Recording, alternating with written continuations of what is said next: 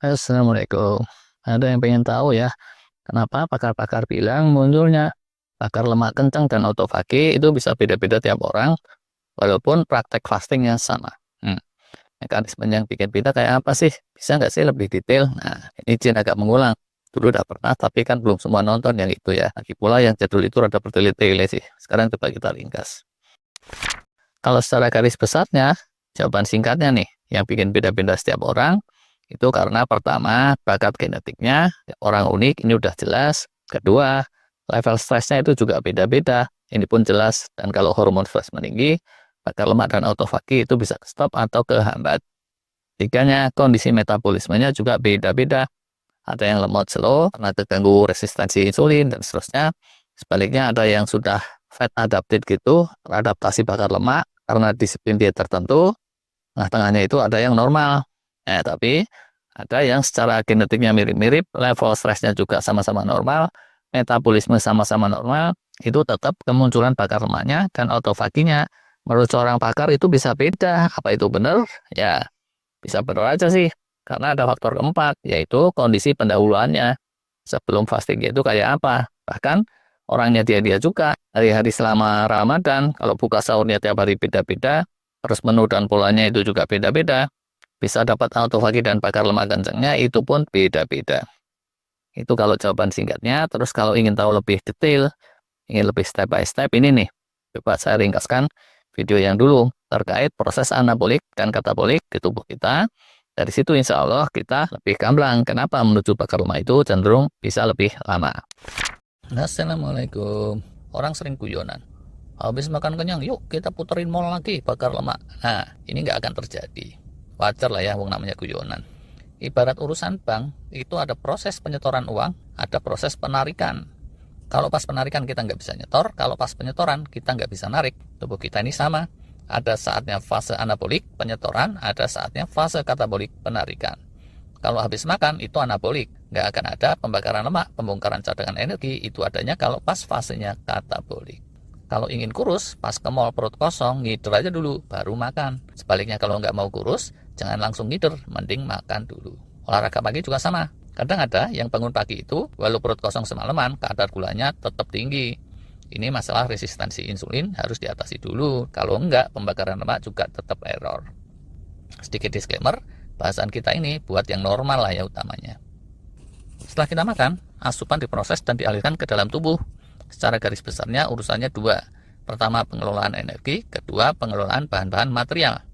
Untuk pengelolaan energi, itu hasil proses makanan dipakai-pakai jadi sumber energi. Kelebihannya itu disimpan sebagai cadangan glikogen dulu kalau masih bisa. Kalau udah penuh, kelebihannya lagi dipadatkan dan disimpan sebagai cadangan lemak. Inilah fase anabolik. Proses anabolik kedua itu terkait bahan material, utamanya protein. Kapan-kapan kita bahas terpisah. Nanti ya pas fase katabolik, protein ini juga meluruh. Dan kalau kataboliknya intensif karena extended fasting atau kelaparan, muncullah proses autofagi dan seterusnya yang kemarin sudah kita bahas. Kalau fase katabolik pengelolaan energi gimana? Perubahan dari fase anabolik ke katabolik itu bukan ditentukan oleh waktu saja, tapi lebih utama ditentukan oleh sistem hormonal. Kayak security jaga gerdu gitu. Dia bukannya dibilang untuk jaga 3 jam, habis itu istirahat, tapi penugasannya selesainya nanti kalau tamunya pulang. Nah, kalau tamunya nggak pulang-pulang, ya apes. Dia mesti jaga terus. Begitu juga kalau tamunya pulang, belum sempat istirahat, muncul tamu yang lain, ya dia tetap harus matenteng, jaga terus. Tamunya ini direpresentasikan oleh hormon-hormon pengatur fase anabolik, yaitu insulin, mTOR, dan serangkaiannya. Mereka akan muncul terus kalau tubuh kita diasup nutrisi lagi dan lagi. Kortisol hormon stres juga cenderung mencegah tubuh masuk ke fase katabolik. Karena selain jagain tamu, security biasa kan ya. Tetap nggak boleh istirahat kalau mendadak muncul keributan. Nah, metabolisme kita tuh kayak satpam itu cara kerjanya. Nah, kalau cukup lama tubuh nggak dapat asupan nutrisi, dia bukan sekejap mata masuk fase katabolik. Dia akan masuk fase transisi dulu.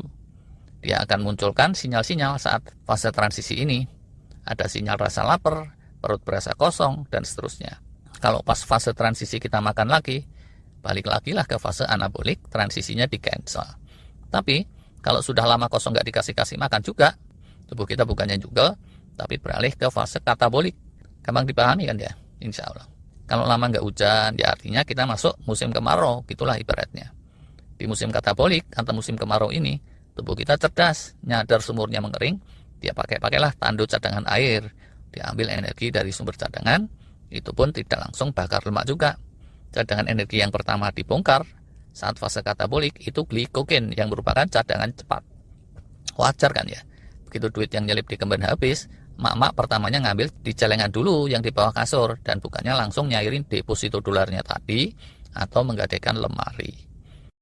Kalau celengannya penuh, dia bisa memenuhi kebutuhan beberapa lama. Dan glikogen juga gitu. Kalau yang gembul biasa makan banyak, itu glikogennya baru akan menipis di jam ke-20-an gitu. Atau bahkan lebih. Tapi kalau cadangan glikogennya dari awal udah pas-pasan, dia akan cepat menipis. Sejam kurang aja juga bisa kalau cadangan glikogennya beneran minim. Kayak toren air lah ya. Yang pada puasa Ramadan, kalau porsi sahurnya biasa, bukan porsi jumbo, lambat laun, cadangan glikogen ini menurun. Setelah beberapa hari bisa cepat tuh mereka masuk ke fase pembakaran lemak. Padahal di hari-hari awal mungkin sesaat menjelang buka aja baru terjadi pembakaran lemak. Nah yang tubuhnya sudah adaptif, gak lama setelah pemecahan glikogen ini tadi, pemecahan lemak juga langsung kick in melalui proses ketosis. Segeralah muncul energi alternatif bernama keton gitu. Yang belum adaptif, proses ketosis ini telat dan tidak efisien sehingga orangnya akan sempat terlanda krisis energi. Nah jadi yang suka makan banyak tapi pengen langsing, pikirkanlah ini. Jalan menuju bakar lemak itu agak panjang. Tubuh harus masuk dulu ke fase katabolik. Kalau enggak, itu pemecahan lemak tidak terjadi.